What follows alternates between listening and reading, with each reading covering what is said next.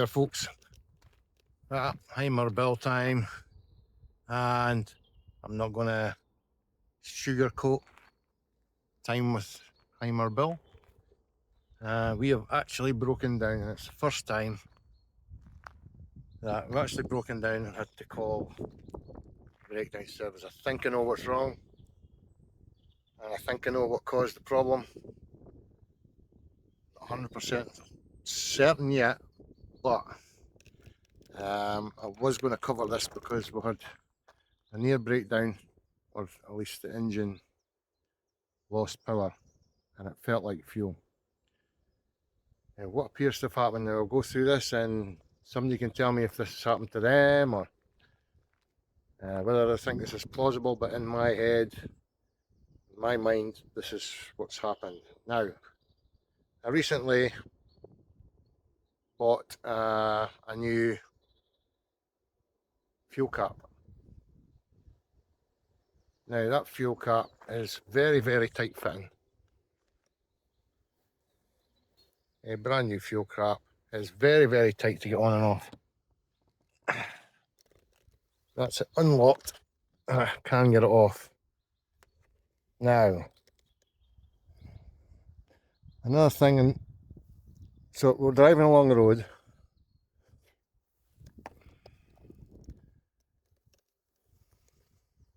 We're driving along, we lost power. It was hunting as though it wasn't getting enough fuel. So pulled over, engine died. Lifted Bils bonnet. Looked under the bonnet, and the first thing I saw was, I don't know how clear this is, I can't see very much of the sun, is the primer pump here was sucked hard down like that, really hard, and it was solid. It wouldn't move. It was just, there was nothing, it was right down, really solid. Which said to me there's a vacuum in the system. So immediately I went back to the cap, opened the cap. Now I never heard, I was expecting to hear a suck noise, but it didn't. But by the time I went back, this had popped up again. Started him up, he drove away fine.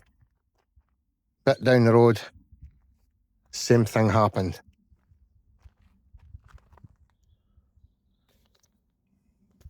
Now, I then thought, oh, it can't be the cap. I left the cap off. Well, we pulled in again. So this time I left the cap off, drove, it seemed to go fine. Then kind of did it again, lost power.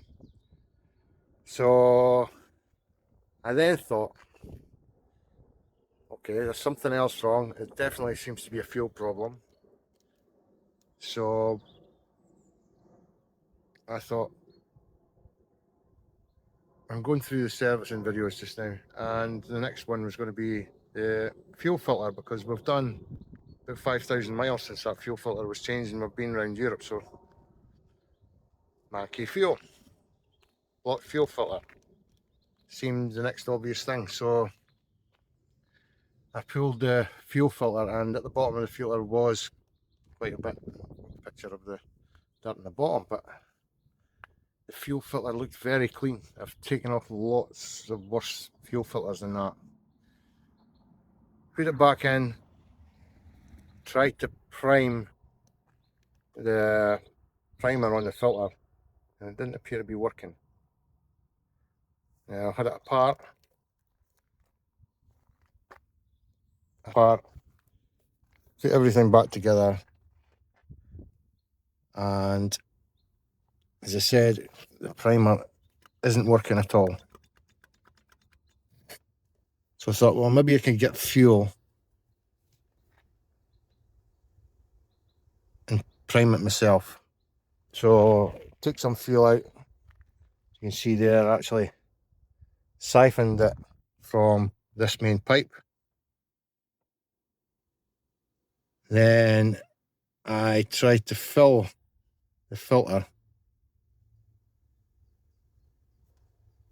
via here, and it would fill up, but it wasn't going in properly into the filter. So what I did is I then stuck my gob over the pipe here, blew into it, and fuel came out the side of this pump. So the diaphragm, I take it there's a diaphragm in here, diaphragm and spring, and that is leaking. So with that leaking, that's in the fuel line. I'm not going to get fuel without air in it going to the fuel pump. So I'm 70% sure that the fuel pump housing is the problem, air leak at this pump, at the priming pump. Obviously not 100% sure, but enough to order the part. We've ordered the part from Coastal Motorhomes. I've got one in stock. It's only £23 or something, so we've ordered it. But poor Bill, first time we've had to call breakdown. First time that it wasn't something reasonably simple, it could be sorted. So, poor old Bill. So we called about 30 minutes ago, and they said it'd be about an hour and a quarter. So we'll see, because we've just seen some, okay, there's Euro problems, but some real horror stories of people being stranded for things. So we'll see how the AA does. It's the first time I've used the AA. No, sorry, the second. I've used it before, which was a bit of a nightmare. And before that, and I know people complain a lot, but my bank used Green Flag years ago, and they were great. A lot of people complain about them, so we'll see how it goes. Hopefully it'll not be a nightmare, but it will be, I think, a lift and return this to home job. And I'll keep you posted about whether that was the problem. But if it was, then I think it started with this not allowing enough air into the tank. Now, it does have a vent hole.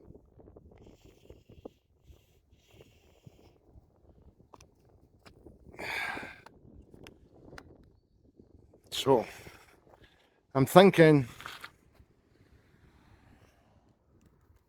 either the vent hole doesn't allow enough air in and I'm running at higher revs, or there could be a blockage in the fuel supply line that's not allowing fuel through properly. Now, I don't know if there's maybe a filter in the tank, I don't know. I'll research that when we get back. I'll have a look. Maybe the fuel pump is struggling. So what I'll be doing is I'll put an airline through the fuel supply hose just to make sure it's properly clear. But it looks like that priming lift pump has been damaged due to a vacuum somehow. So it's either a vacuum in the tank or a vacuum in the supply line, caused in the supply line because something's choked. So let's see. So for the first update from the AA, but it's not too bad. They're only saying they're going to be 15 minutes later. So what was it said, an hour and 15 minutes? Yeah. So they've moved from an hour and 15 minutes to an hour and 30 minutes, which that's okay so far. But we have years ago had the position where they did this continually until we basically sat almost 12 hours until we got picked up. So hopefully that's not going to be the case this time. We're about 70 miles from home. I don't know what the borders are for. Sometimes they have to change over vehicles and that, but hopefully we're not far enough away where we're across the border. So we'll see how it goes. First update. Okay, update. Next one. That's the actual recovery driver just phoned us, and he reckons it'll be about 25 minutes, but it'll take us to 25 past 3, with the original ETA was sort of 10 to 2 or something, so that's not, I don't think that's too bad. So hopefully he's bringing a recovery wagon that's big enough to take Bill, or we'll have another long wait waiting for a recovery pickup that could take someone the size of Bill, because a lot of the time they turn up with something that, although they know it's a Hymer, they sometimes turn up with something too small and then they have to get someone else in. Although obviously a B354 isn't the biggest vehicle in the world, and certainly not the heaviest. But that's the next update. So an update on the AA call out and what happened afterwards, and the red herrings that threw me in different ways and directions of what had gone wrong. Now it turned out it was a blockage within the fuel line from the fuel tank. We were able to bypass it. By the time the AA gentleman had arrived, had decided we could possibly bypass the whole filter housing system, which when the AA guy arrived, we had discussed it with him, and he said, yeah, let's try that. So I did that myself, bypassed the fuel system, bled the injectors, and off Bill went and appeared to run fine. Which again was a red herring, because it wasn't showing up that there was a blockage in the fuel system, because he seemed to be running okay. I could only imagine it was now the combination between the problem with the filter housing, which was caused by the blockage, and the blockage itself was causing the Bill to stop running. So when I got back, I replaced the fuel filter housing and got a delivery from Coastal Motorhomes, which is another video for that, and fitted that, got him running, but at high revs he wasn't operating properly, it wasn't getting the revs, and I noticed again with the new filter housing that was causing a vacuum, and that definitely pointed to a blockage in the fuel line, and it was. I got an air line and plugged it into the fuel line, blew down through it, and I could actually physically hear the pop as a blockage cleared in that line. Now I have no idea what that blockage was. 37 years of build up of rubbish inside that fuel line, but it cleared it, and Bill is running fantastic. So thank you to the AA for turning up within 3 hours. Glad we didn't need them, but I wouldn't advise driving without a filter, and I thought about it afterwards and thought probably not a good idea, and really I don't think the AA guys should have suggested that we continued down that line, because it could have caused damage even though it didn't. So again, thank you to the AA for turning up, and well done. Bill's resilience, if that had been a modern vehicle with all the sensors and everything on it, yes, we might have discovered there was a blockage, but certainly wouldn't have been able to bypass everything and got me home, which gives me another more confidence again in Bill. If we'd been abroad, we could have sorted that out and at least got to a garage. And I'm now going to carry a small inline filter that if anything similar like that happens again, I can bypass that filter housing. But there we go, a few red herrings. The filter housing damage was caused by the blockage.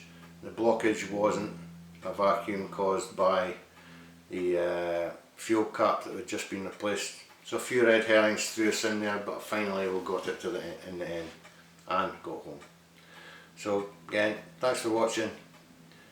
Please like, subscribe, and we'll continue making these videos for you. I do enjoy them, but it does take quite a bit of extra time to do these videos and film at the same time. So please give us a wee bit of support, and we'll see you soon. Bye for now. Please like, subscribe and give us the thumbs up. And feel free to comment.